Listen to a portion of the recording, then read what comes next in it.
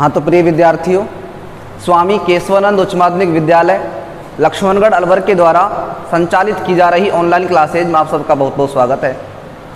देखिए, आज हम जो ये वीडियो बना रहे हैं ये 12वीं अनिवार्य हिंदी विषय के अंतर्गत पत्रकारिता का टॉपिक चल रहा है और उसके अंतर्गत प्रश्न संख्या 30 पर हम हैं। लालाव, कल हमने आपको ये बताने का प्रयास किया था कि पत्रकारिता क्या होती है, पत्रकार क्या होता है, ये पत्रकार जो होते हैं कितने प्रकार के होते हैं। ये प्रकरण में, कल के प्रकरण में हमने पढ़ा था। तो मैंने आपको बताया था कि भाई पत्रकार जो होता है वह समाचार लिखने वाला व्यक्ति होता है। जो व्यक्ति समाचार लेखन का कार्य करता है वह व्यक्ति क्या कहलाता है? पत्रकार कहलाता है। और उसके द्वारा समाचार लेखन का जो ये कार्य होता है यह कार्य पत्रकारिता के नाम से जाना जाता है। ठीक है। उसके बाद मैंने आपको बताया था कि पत्रकार 3 प्रकार के होते हैं पेशे की दृष्टि से। ठीक है ना, पेशे की दृष्टि से, व्यवसाय की दृष्टि से पत्रकार 3 प्रकार के होते हैं। वरना तो पत्रकार बहुत प्रकार के होते हैं। भाई खेल पत्रकार अलग है जो खेल के समाचार लिखता है, विज्ञान पत्रकार अलग होता है जो विज्ञान के समाचार लिखता है, फिल्म के पत्रकार अलग होते हैं जो फिल्मों के समाचार लिखते हैं, वाणिज्य के पत्रकार अलग होते हैं जो वाणिज्य के समाचार लिखते हैं। लेकिन पेशे की दृष्टि से पत्रकारों को मूलतः 3 भागों में बांटा जाता है। पहला है लालाव, वो है पूर्णकालिक पत्रकार, दूसरा अंशकालिक पत्रकार और तीसरा है फ्रीलांसर पत्रकार। तो पूर्णकालिक पत्रकार के बारे में मैंने आपको बताया था कि पूर्णकालिक वो पत्रकार होते हैं जो किसी एक ही न्यूज एजेंसी या किसी एक ही समाचार पत्र के लिए कार्य करते हैं, उसी के लिए लिखने कार्य करते हैं। अन्य समाचार एजेंसियों से, अन्य समाचार पत्रों से इन पत्रकारों का कोई संबंध नहीं होता है। ये वे मासिक वेतन भोगी कर्मचारी होते हैं। यानी कि जो ये समाचार लिखने का कार्य करते हैं ना, इसके बदले इन्हें क्या मिलता है? मासिक वेतन मिलता है। इसलिए ये कहलाते हैं पूर्णकालिक पत्रकार। यानी अपना पूरा समय सिर्फ और सिर्फ एक ही अखबार को देते हैं, एक ही समाचार एजेंसी को देते हैं। ठीक है, बदले में मासिक वेतन प्राप्त करते हैं। ये पूर्णकालिक पत्रकार कहलाते हैं। जैसे कि नाम से पता चल रहा है, पूर्ण यानी पूरा, कालिक यानी समय। जो पत्रकार अपना पूरा समय किसको देते हैं? एक ही अखबार को देते हैं, एक ही न्यूज चैनल को देते हैं, वे पत्रकार लालाव कहलाते हैं क्या?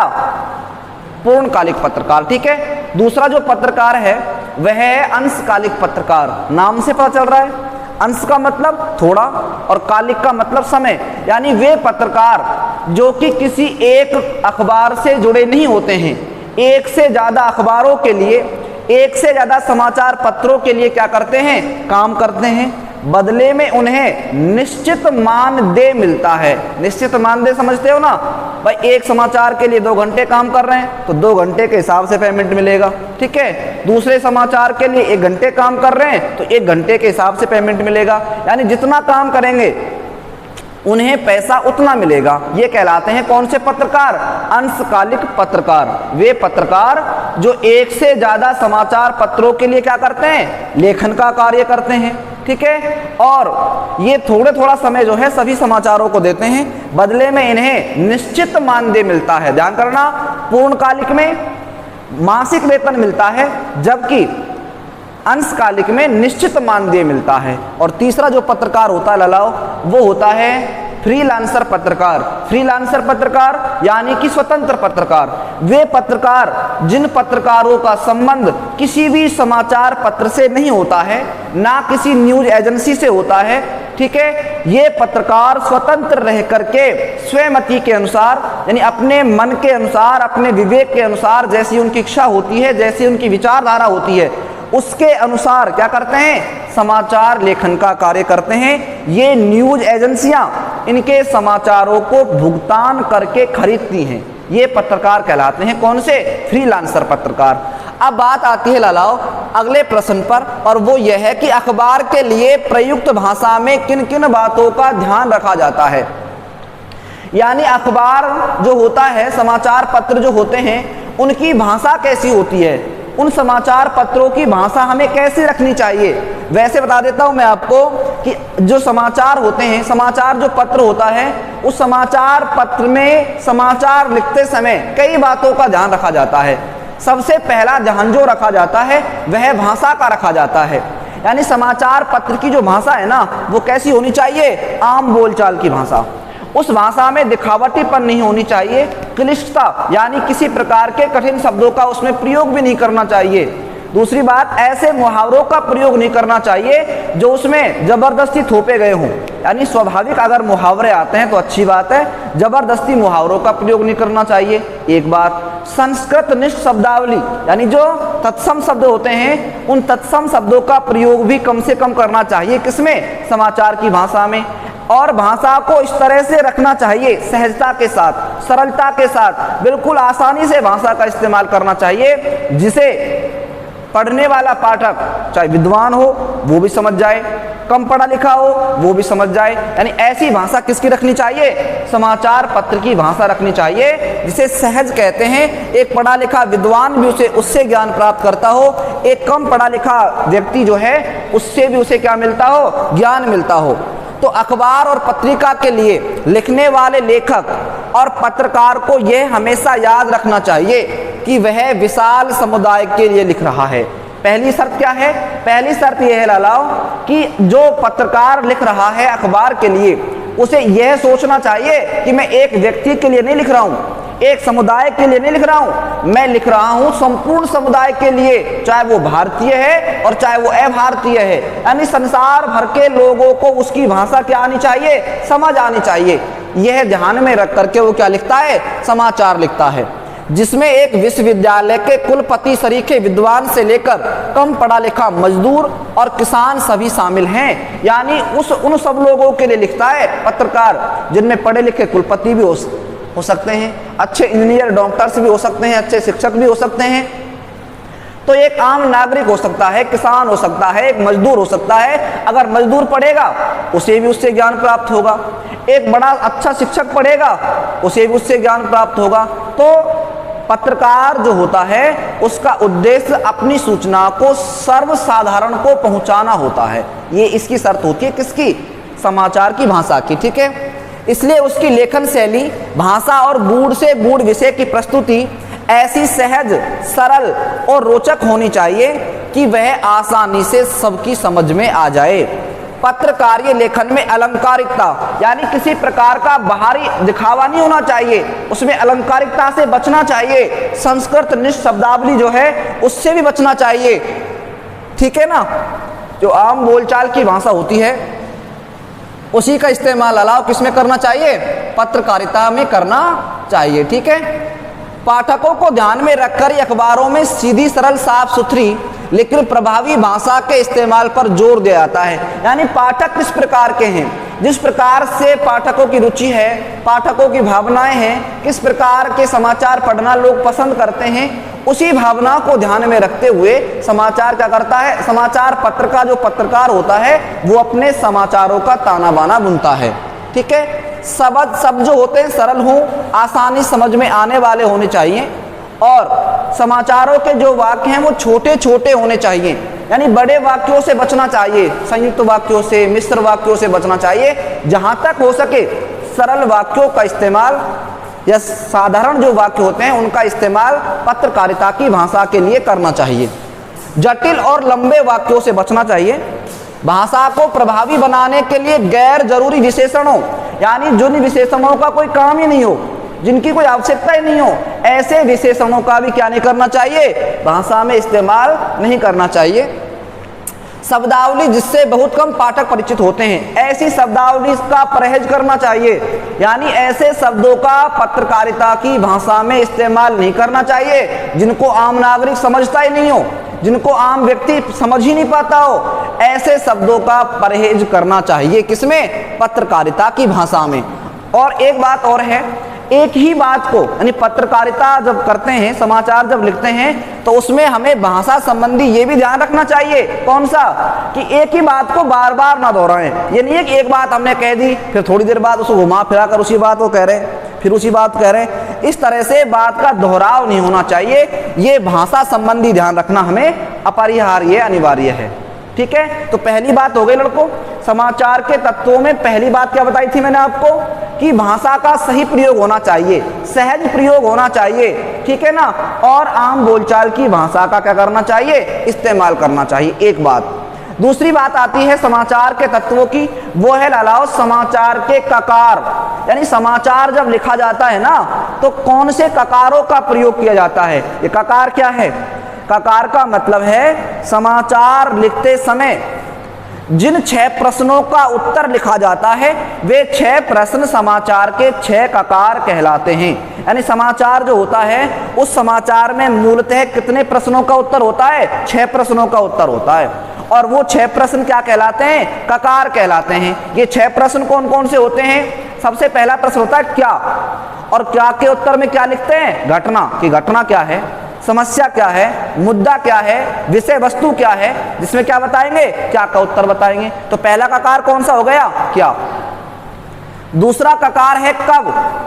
कब, कब में क्या बताएंगे? समय बताएंगे कि वो दुर्घटना जो है कब घटी है, कौन से समय में वो समस्या घटित हुई है, उसमें हम कब का उत्तर बताएंगे, ठीक है। क्या, कब, कहाँ, कहाँ में क्या बताएंगे? स्थान बताएंगे कि वो घटना जो है किस जगह पर घटी है, ठीक है। उसके बाद किसके साथ या कौन, एक ही बात है, किसके साथ भी आ सकता है तो कौन भी आ सकता है। उसमें हम क्या बताएंगे कि जो घटना घटित हुई है ना वो कौन के साथ घटित हुई है, किसके साथ घटित घटना हुई है। उसके बाद बताएंगे क्यों, घटना क्यों घटी है भाई, क्या कारण हो गया, उसमें कारण बताएंगे। कैसे, उसमें हम क्या बताएंगे कि घटना किस प्रकार से घटित हुई है, हाथ पैर टूटे कि पूरा ही मर गया है, जो भी है उसे बताएंगे। तो क्या, कब, कहाँ, किसके साथ, क्यों और कैसे, ये वो 6 प्रश्न हैं जिनका उत्तर समाचार में लिखना अनिवार्य होता है। ये समाचार के 6 ककार कहलाते हैं। बैठ गई बात समझ में। तो पहली बात क्या थी अपनी, समाचार की भाषा कैसी होनी चाहिए। अगर आपसे पूछ लिया जाए कि समाचार लेखन की भाषा किस प्रकार की होनी चाहिए, बता दोगे? समाचार लिखते वक्त किन 6 प्रश्नों का ध्यान रखा जाता है, बता दोगे? या फिर समाचार के ककारों से आप क्या समझते हैं, उसका उत्तर हो गया। तीसरी बात है लालाओ, और वो ये है कि समाचार जो होता है वो किस शैली में लिखा जाता है, उसको लिखने का तरीका क्या है, उसका ढंग क्या है। तो समाचार लेखन की वर्तमान समय में सबसे लोकप्रिय और सबसे ज्यादा प्रचलित एक शैली है, जिस शैली को क्या नाम दिया जाता है? उल्टा पिरामिड शैली। क्या नाम दिया जाता है? उल्टा पिरामिड शैली। प्रश्न कैसे आएगा? वर्तमान समय में समाचार लिखने की सर्वाधिक लोकप्रिय शैली कौन सी है, ठीक है। एक प्रश्न ऐसे आ सकता है। दूसरा प्रश्न कैसे आ सकता है कि उल्टा पिरामिड शैली से आप क्या समझते हैं, ऐसे आ सकता है। उल्टा पिरामिड शैली के कितने अंग होते हैं, कौन कौन से होते हैं, किसी भी प्रकार से प्रश्न आए सब कुछ हमें आना चाहिए, आराम से कर दोगे, ठीक है। तो लालाओ मैं कह रहा था कि उल्टा पिरामिड शैली क्या है। ये समाचार लिखने की क्या है, एक शैली है जो वर्तमान समय में लोकप्रिय है, सर्वाधिक प्रचलित भी है। इस शैली में कोई भी निष्कर्ष नहीं होता है, यानी जो शैली होती है ना इसमें निष्कर्ष नहीं होता। जैसे कहानी होती है, कहानी पढ़ते जाते हैं और कहानी के अंत में क्या निकलता है, उसका निष्कर्ष निकलता है, जिसे क्लाइमेक्स कहते हैं, है ना। लेकिन उस उल्टा पिरामिड शैली में जो समाचार का जो क्लाइमेक्स होता है वो क्लाइमेक्स अंत में नहीं आता कहानी की तरह। कब आता है? पहले आता है। समाचार के सबसे पहले क्या आता है? इसमें क्लाइमेक्स आता है। यानी जो मुख्य समाचार होता है, मुख्य समाचार, प्रमुख समाचार, वो प्रमुख समाचार सबसे पहले लिखा जाता है किसमें? उल्टा पिरामिड शैली में। ये इसकी खासियत होती है। और उल्टा पिरामिड शैली के 3 अंग होते हैं। कितने अंग होते हैं? 3 अंग। वो कौन कौन से होते हैं? इंट्रो, बॉडी और समापन। इंट्रो जो होता है ना उसे लीड भी कहते हैं, इंट्रो को मुखड़ा भी कहते हैं, ठीक है। तो इंट्रो होता क्या है, यानी समाचार का जो महत्वपूर्ण भाग होता है, जो समाचार का मुख्य भाग होता है, वो समाचार के प्रारंभ में 1-2 पंक्तियों में लिख दिया जाता है। यानी समाचार शुरू होता है, ठीक है, उसके प्रारंभ में ही जो मुख्य समाचार होता है ना, या तो 1 पंक्ति में लिखा जाएगा या 2 पंक्ति में, 1, 2, 3 पंक्तियों में ही मुख्य समाचार लिख दिया जाता है। इस समाचार को इंट्रो कहते हैं, मुखड़ा के नाम से जानते हैं, लीड के नाम से भी इसे जाना जाता है। और इस इंट्रो में क्या लिखा जाता है? जो समाचार के प्रारंभिक 4 ककार होते हैं। समाचार के प्रारंभिक 4 ककार कौन कौन से होते हैं? क्या, कब, कहाँ, किसके साथ। इन चारों प्रश्नों का उत्तर किस में लिखा जाता है? इंट्रो में लिखा जाता है। अब बताओ मुख्य समाचार होता क्या है? भाई घटना बता दी, क्या घटना घटी है, ठीक है, समय बता दिया, ठीक है, उसके बाद स्थान बता दिया और घटना कौन के साथ घटी है ये बता दिया, ठीक है, यही तो मुख्य समाचार होता है। और ये कहाँ लिखा जाता है समाचार में? सबसे पहले, जिसे क्या नाम दिया जाता है? इंट्रो। यानी पत्रकारिता की भाषा में इंट्रो समाचार के मुख्य भाग को कहते हैं, जिसमें क्या, कब, कहां और किसके साथ का क्या लिखा जाता है? उत्तर लिखा जाता है। बैठ गई बात समझ में? दूसरा जो इस उल्टा पिरामिड शैली का जो दूसरा भाग है वो है लालाओ बॉडी। ये बॉडी क्या है? बॉडी जो होती है इसमें समाचार का जो विस्तृत भाग होता है, यानी समाचार जो होता है ना उसका विस्तृत ब्यौरा घटते हुए महत्वक्रम में लिखा जाता है। ये घटता हुआ महत्वक्रम क्या होता है? घटते हुए महत्वक्रम का मतलब होता है कि जो मुख्य समाचार होता है वो पहले आता है, उससे कम महत्वपूर्ण उसके बाद आता है, उससे कम महत्वपूर्ण बाद में आता है, ठीक है। तो बॉडी में समाचार का विस्तृत ब्यौरा लिखा जाता है, विस्तृत समाचार लिखा जाता है और घटनाक्रम को कैसे लिखा जाता है? घटते हुए महत्वक्रम में, ठीक है। मुख्य समाचार पहले और कम महत्वपूर्ण समाचार बाद में, इस तरह से लिखा जाता है किसमें? बॉडी में। तीसरा क्या होता है? तीसरा होता है लालाओ समापन।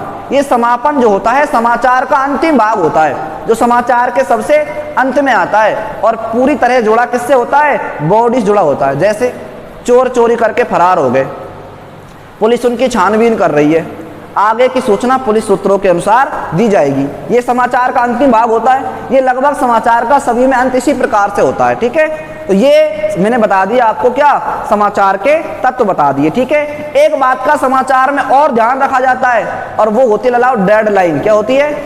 डेडलाइन। डेडलाइन का मतलब होता है समाचार लिखते समय निश्चित शब्दों का और निश्चित समय का क्या रखा जाता है? विशेष ख्याल रखा जाता है, विशेष ध्यान रखा जाता है, जिसे क्या नाम दिया जाता है?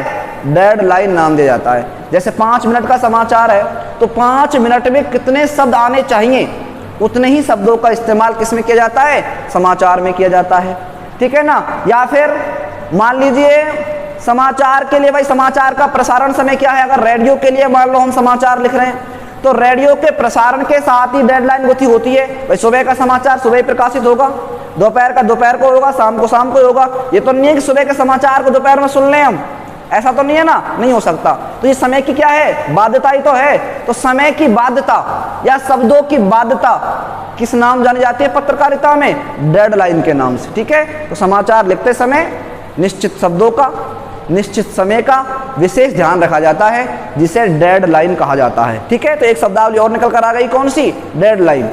आगे पढ़ते हैं, देखिए। समाचार लेखन और छेकाकार का संबंध बताइए। तो ये मैंने बता दिया था आपको, ठीक है ना, कि समाचार होते क्या हैं। किसी समाचार को लिखते हुए मुख्यतः 6 सवालों का जवाब देने की कोशिश की जाती है। यानी 6 सवाल, 6 प्रश्न जो होते हैं उनकी कोशिश की जाती है। क्या हुआ, किसके साथ हुआ, कहाँ हुआ, कब हुआ, कैसे हुआ, क्यों हुआ, ये समाचार के सभी क्या कहलाएंगे? ककार कहलाएंगे, जो मैंने अभी बताया आपको, ठीक है। कब, क्यों और कैसे को 6 ककारों के रूप में जाना जाता है। किसी घटना, समस्या या विचार से संबंधित खबर लिखते हुए इन 6 ककारों को ही क्या रखा जाता है? मूल में रखा जाता है, प्रमुखता दी जाती है, ठीक है। ये मैंने बता दिया था आपको। अब बात आते लालाओ संपादकीय लेखन कि संपादकीय लेखन होता क्या है। देखिए, संपादकीय जो लेखन होता है ना, ये समाचार पत्र की आत्मा होता है। समाचार पत्र की आत्मा किसे कहा जाता है? संपादकीय लेखन को। ये संपादक कौन होता है? संपादक होता है कि जो समाचार को जो संपादित करता है ना, एडिट जो करता है, ठीक है ना, क्या उसमें हटाना है, क्या उसमें जोड़ना है, किस तरह समाचार को व्यवस्थित करना है, ठीक है ना, छापने से पहले, वो व्यक्ति क्या कहलाता है? संपादक कहलाता है। अब ये संपादकीय लेख लिखे किसके द्वारा जाते हैं?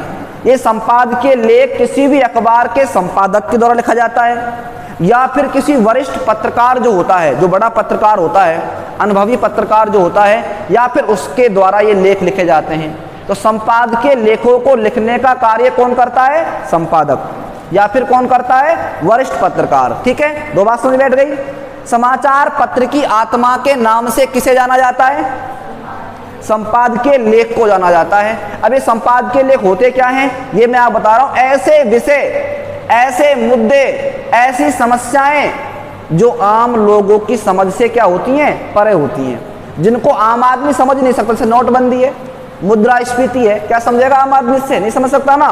तो ऐसे मुद्दे, ऐसे विषय या ऐसे तत्कालीन समस्याएं जिनके बारे में आम आदमी नहीं जानता है, आम आदमी की पहुंच से जो विषय क्या होते हैं, बाहर होते हैं, ठीक है, उन विषयों से संबंधित पहले जानकारियां इकट्ठी करता है कौन? संपादक या फिर मुख्य पत्रकार। वो उन संबंधित आंकड़े इकट्ठे करता है, जानकारी इकट्ठे करता है, ठीक है। फिर उन विषयों को अपनी मति के अनुसार, अपने विचारों के अनुसार सरल करके सहजता के साथ लोगों को प्रस्तुत करता है। कठिन विषय है, ठीक है, लोगों की समझ में नहीं आ रहा है, फिर क्या करेगा वो पत्रकार? एक लेख लिखेगा। उस लेख में क्या करेगा? उस विषय की सारी जानकारी देगा और ऐसी जानकारी देगा बिल्कुल सहजता के साथ, नॉर्मल करके, जो कि आम आदमी उसे क्या कर सके, समझ सके। तो उस पत्रकार के द्वारा लिखा गया वो लेख क्या कहलाएगा? संपादकीय लेख कहा जाएगा। अखबार देखा है आपने? अखबार का जो एक मुख बीच में जो पृष्ठ होता है ना, उस पृष्ठ पर सारे ही क्या होते हैं? संपादकीय लेख होते हैं, ठीक है। तो संपादकीय पृष्ठ पर प्रकाशित होने वाले संपादकीय को उस अखबार की अपनी आवाज माना जाता है। यानी कि एक बात और भी है, जिस अखबार के संपादकीय लेख जितने अच्छे होंगे, जितने प्रभावी होंगे, जितने आकर्षक होंगे, जितने ज्यादा तथ्यात्मक होंगे, सही होंगे, ठीक है, वह समाचार पत्र भी उतना ही ऊंचा क्वालिटी का माना जाएगा। यानी वो उतना ही फेमस होगा, उतना ही प्रसिद्ध होगा। कौन समाचार? जिसके संपादकीय लेख क्या होंगे? अच्छे होंगे। भाई संपादकीय लेख अच्छे कौन के होंगे? जाके राइटर अच्छे होंगे, जिसके लेखक अच्छे होंगे तभी तो होंगे ना।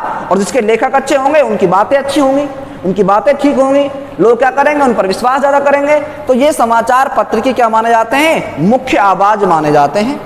संपादकीय लेख के जरिए अखबार किसी घटना, समस्या या मुद्दे के प्रति अपनी राय प्रकट करते हैं। एक बात और बता देना चाहता हूं मैं, जो संपादक होता है इन संपादकीय लेखों में अपनी व्यक्तिगत राय देता है, समझ रहे हो ना।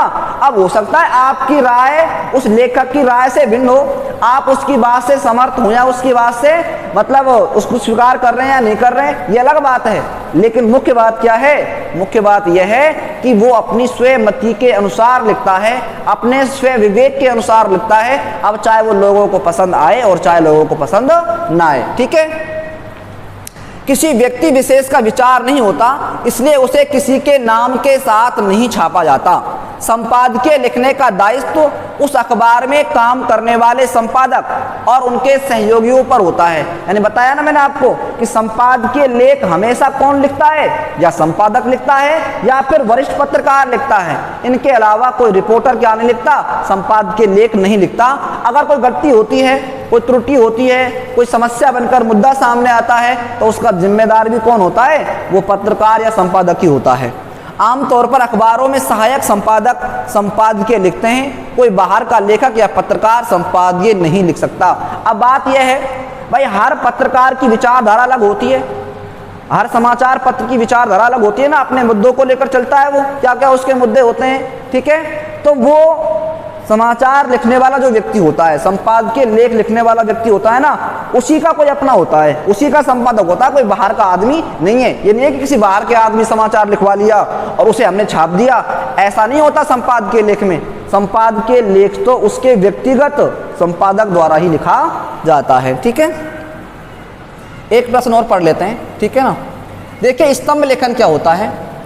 स्तंभ लेखन विचार परक लेखन का एक प्रमुख रूप है। यानी कि स्तंभ लेखन जो होता है ना, ये विचारों को बढ़ावा देता है कि लेखक जो होता है कोई ऐसी टिप्पणी लिख देता है, एक ऐसा लेख लिख देता है जिसके ऊपर लोग क्या करते हैं? बाद में विचार विमर्श करते रहते हैं, ठीक है। कुछ महत्वपूर्ण लेखक अपने खास वैचारिक रुझान के लिए जाने जाते हैं, उनकी अपनी एक लेखन शैली भी विकसित हो जाती है। ऐसे लेखकों की लोकप्रियता को देखकर अखबार उन्हें एक नियमित स्तंभ लिखने की जिम्मेदारी दे देते हैं। अब देखा होगा आपने, कुछ लोग ऐसे होते हैं जो अपने व्यक्तिगत लेख लिखते रहते हैं, ठीक है, व्यक्तिगत लेख लिखते रहते हैं, इनका किसी अखबार संबंध तो होता नहीं है, ये वैसे लिखते हैं, पत्रकार होते हैं। अब क्या होता है भाई, जब लगता है कि ये लोग तो बहुत प्रसिद्ध हो रहे हैं, बहुत ज़्यादा फेमस हो रहे हैं, लोगों में लोकप्रियता बढ़ा रहे हैं, लोग इनको पसंद ज़्यादा कर रहे हैं, फिर वो अखबार वाला क्या करेगा? उस व्यक्ति के पास जाएगा, उसको कुछ दे देगा, पैसा वगैरह जो भी है डील कर लेगा उससे, ठीक है, और फिर उससे वो लेख लिखवाएगा, ठीक है ना। और उन लेखों को कहाँ छापेगा? अपने अखबार में छापेगा। वो क्या कहलाएंगे? फिर स्तंभ लेखक कहलाएंगे। ठीक है, स्तंभ का विषय चुनने और उसमें अपने विचार व्यक्त करने के स्तंभ लेखक को पूरी छूट होती है।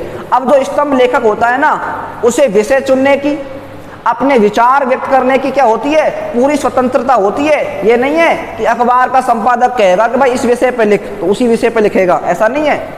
वो अपने विषय को चयन करने में स्वतंत्र होता है, अपने विचारों को स्पष्ट करने में स्वतंत्र होता है। जैसे उसके विचार हैं, जैसे उसकी भावनाएं हैं, वो उन्हीं के अकॉर्डिंग, उन्हीं के अनुसार क्या कर सकता है? अपने विचार लेख में प्रस्तुत कर सकता है। स्तंभ में लेखक के विचार अव्यक्त होते हैं। यही कारण है कि स्तंभ अपने लेखकों के नाम पर जाने और पसंद किए जाते हैं। कुछ स्तंभ इतने लोकप्रिय होते हैं कि अखबार उनके कारण भी पहचाने जाते हैं, लेकिन नए लेखकों को स्तंभ लेखन का मौका नहीं मिलता। एक और बात भी है कि जो लेखक जाने माने होते हैं, जो लेखक प्रसिद्ध होते हैं, यह काम जो स्तंभ लेखन का है उन्हीं लेखकों को मिलता है। ये नहीं है 2-4 दिन से कोई लिखने लग गया, कोई नया लेखक है, उस नए लेखक को ये काम नहीं मिलता है। ध्यान करना, इसका मतलब ये हुआ कि जो अनुभवी लेखक होते हैं लेकिन वो स्वतंत्र होते हैं लिखने के लिए, उन्हीं लेखकों को ये जिम्मा दिया जाता है, उन्हीं लेखकों से ये लेख लिखवाए जाते हैं और ये लेख स्तंभ लेखन के नाम से जाने जाते हैं। ठीक है, बाकी जो है हम कल की वीडियो में पढ़ेंगे। आज के लिए इतना ही।